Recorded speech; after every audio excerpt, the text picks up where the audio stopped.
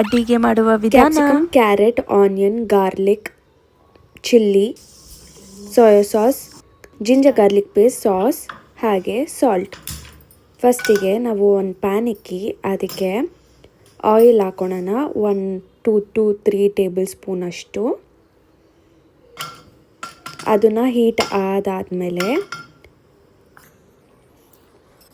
ಇವಾಗ ಜೀರಾ, ಅದನ್ನು ಚೆನ್ನಾಗಿ ಫ್ರೈ ಆಗಬೇಕು. ಅದಾದಮೇಲೆ ನಾವು ಹೆಚ್ಚಿಕೊಂಡಿರೋ ಎಲ್ಲ ತರಕಾರಿನ ಅದರೊಳಗಡೆ ಹಾಕಿ ಚೆನ್ನಾಗಿ ಫ್ರೈ ಮಾಡ್ಕೊಳ್ಳೋಣ.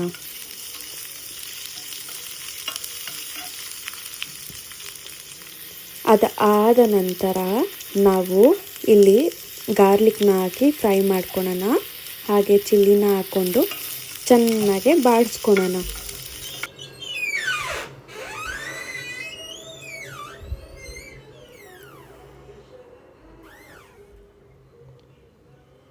ಇವಾಗ 1 ಟೇಬಲ್ ಸ್ಪೂನ್ ಅಷ್ಟು ಜಿಂಜರ್ ಗಾರ್ಲಿಕ್ ಪೇಸ್ಟ್ ಹಾಕ್ಕೊಂಡು ಚೆನ್ನಾಗಿ ಫ್ರೈ ಮಾಡ್ಕೊಳ್ಳೋಣ ಫಾರ್ 1 ಮಿನಿಟ್. ನೋಡಿ, ಇವಾಗ ನೋಡ್ತಾ ಇದ್ದೀರಲ್ಲ ಹೇಗೆ ಚಟಪಟ ಅಂತ ಇದೆ. ಅದಾದಮೇಲೆ 1 ಟೇಬಲ್ ಸ್ಪೂನ್ ಅಷ್ಟು ನಾವು ಟೊಮೆಟೊ ಸಾಸ್ನ ಹಾಕ್ಕೊಳ್ಳೋಣ. ಹೀಗೆ ಚೆನ್ನಾಗೆ ಬಾಡಿಸ್ಕೊಂಡು ಆದಾದಮೇಲೆ ಇದನ್ನು ಚೆನ್ನಾಗಿ ಫ್ರೈ ಆಗೋಕ್ಕೆ ಬಿಡೋಣ.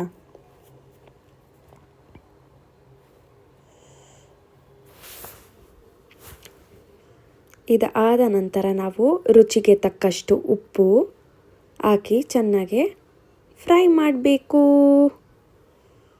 ಹಾಗೆ 1 ಟೇಬಲ್ ಸ್ಪೂನ್ ಸೋಯಾ ಸಾಸ್ ಹಾಕೋಣ. ಹೀಗೆ ಬಾಡಿಸ್ಕೊತ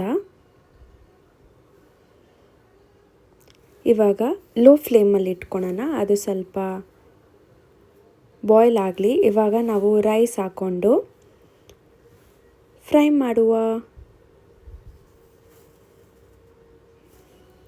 ನೋಡಿ, ಈ ಥರ ಚೆನ್ನಾಗಿ ಮಿಕ್ಸ್ ಮಾಡಿಕೊಂಡು ಅದೇ ಸಾಸ್ ಪ್ಯಾನಲ್ಲಿ ನಾವು ಚೆನ್ನಾಗಿ ಸ್ಟೀರ್ ಫ್ರೈ ಮಾಡಬೇಕು.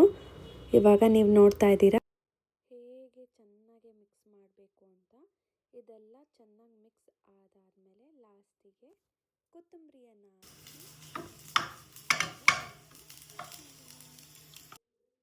ಇವಾಗ ಸರ್ವ್ ಮಾಡೋ ಟೈಮ್. ಎಸ್, ಇವಾಗ ನೋಡ್ತಾ ಇದ್ದೀರಾ ಇದೇ ದೇಸಿ ಸ್ಟೈಲಲ್ಲಿ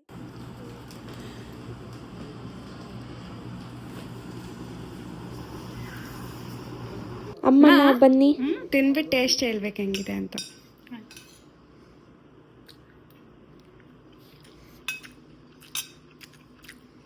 ತುಂಬ ಚೆನ್ನಾಗಿದೆ. ಇನ್ನೊಂದು ಕೊಟ್ಟಿರ್ತೀನಿ. ಇನ್ನೂ ಏನೇನು ಹಾಕಬೇಕು? ಎಲ್ಲ ಕರೆಕ್ಟಾಗಿದೆ. ಪಕ್ಕನ ಚೆನ್ನಾಗಿದೆ. ನಿನಗಿಂತ ನಾನೇ ಫಸ್ಟ್ ಖಾಲಿ ಮಾಡ್ತೀನಿ ಜೊತೆ.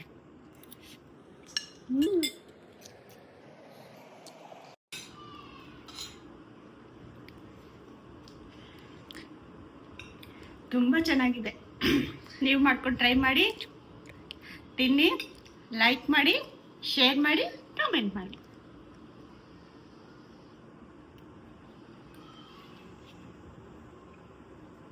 Bye, Eloma. Bye. Take care. Thank you guys for watching my video. Bye.